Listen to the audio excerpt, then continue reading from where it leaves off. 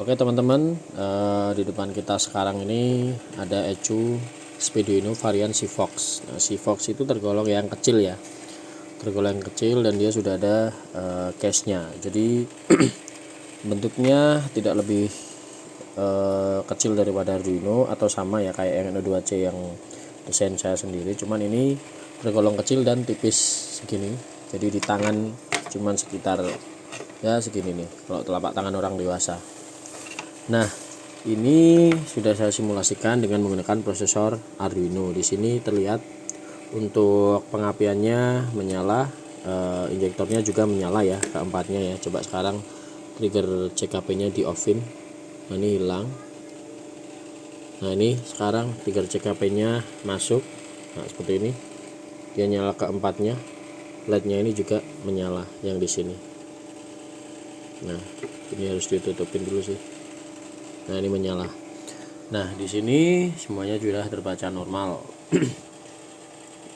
Ya, di sini untuk board selectnya ya Sivox ya. Di sini kita klik engine konstanta. Di sini. Nah, di bagian bawah sini nanti dipilih UA4C. Jadi setiap PCB yang dipakai nanti harus diselect di sini ya. Kalau tidak cocok nanti pembacaan ke input sensor dan yang lain-lain atau outputnya juga tidak cocok. Nah,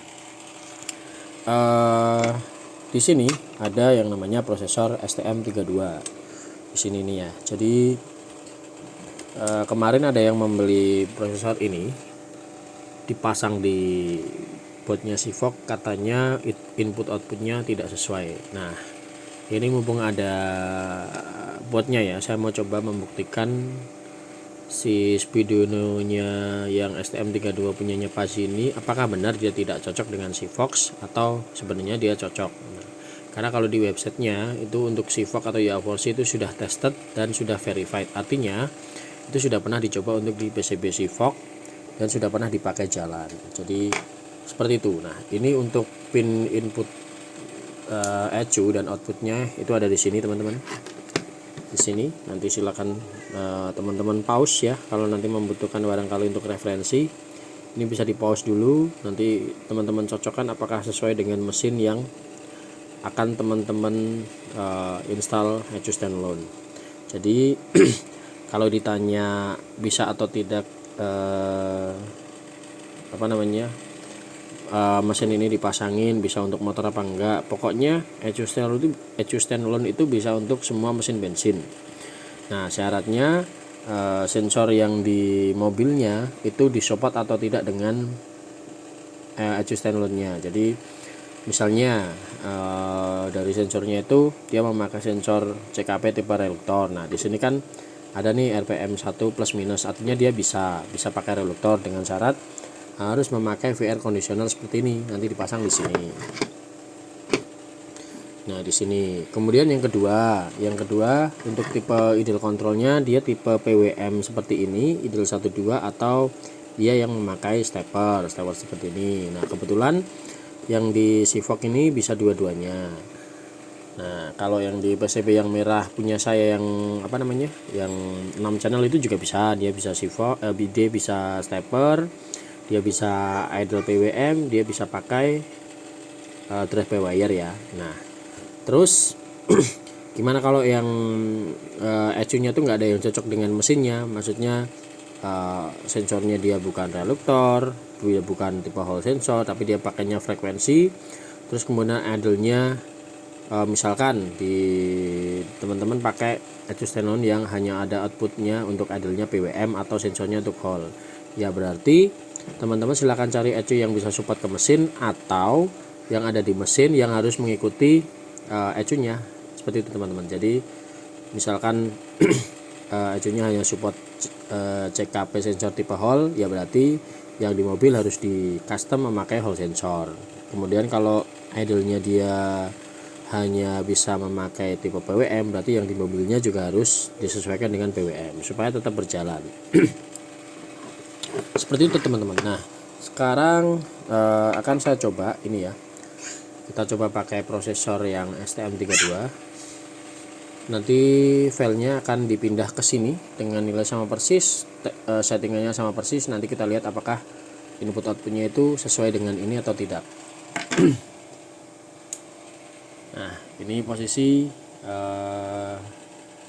dengan supply 12 volt masuk ya. Silahkan teman-teman lihat di sini.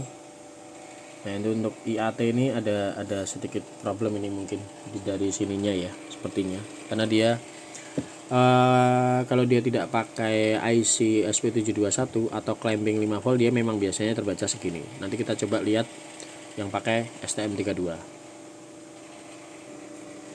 Nah, teman-teman, ini untuk prosesornya sudah terpasang. Sekarang kita coba pindah datanya. Jadi caranya seperti ini, teman-teman. Klik di communication, kemudian di setting.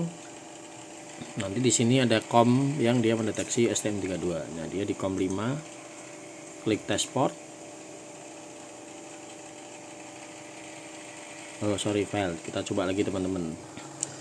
Nah, teman-teman, ternyata tadi firmware-nya Ruseva ya. Kita harus isi dulu dengan Speeduino. Jadi untuk yang STM32 ini bisa diisi dengan Ruseva. Nah, ini sudah pakai firmware Speeduino. Kita coba lagi test port ya. Tadi masuknya menunya di sini. Communication, communication.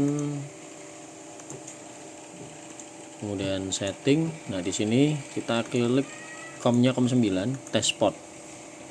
Nah, successful artinya dia bisa masuk ke aplikasi ini. Nah, ini klik aja update ECU definition. Ikutin aja.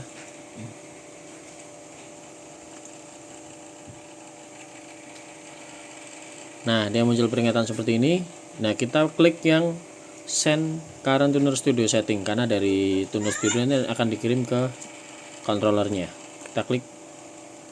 Nah, dia sudah masuk ya. Sudah masuk. Sekarang kita coba kita putuskan dulu USB-nya. Harus di refresh. Kemudian colokan lagi. Kita power 12 volt. Kemudian kita cranking ya. Kita kasih input CKP. Seperti ini, teman-teman. Di sini sudah masuk 700-800 rpm. Nah, terbaca minus 10, yang tadi minus 15, ini 82. Di sana sekian. Dan ini lightnya menyala semua. Kemudian ignitionnya juga menyala semua ya. Coba kita matikan lampunya dulu. Sini. Nah, ini menyala semua nih, teman-teman. Yang ini ignition ya. Yang ini ignition, yang ini BBM nih. 4 ini 1 2 3 4. Ini nyala semua. Mungkin dari kamera handphonenya tidak begitu kelihatan. Coba kalau dimiringkan seperti ini.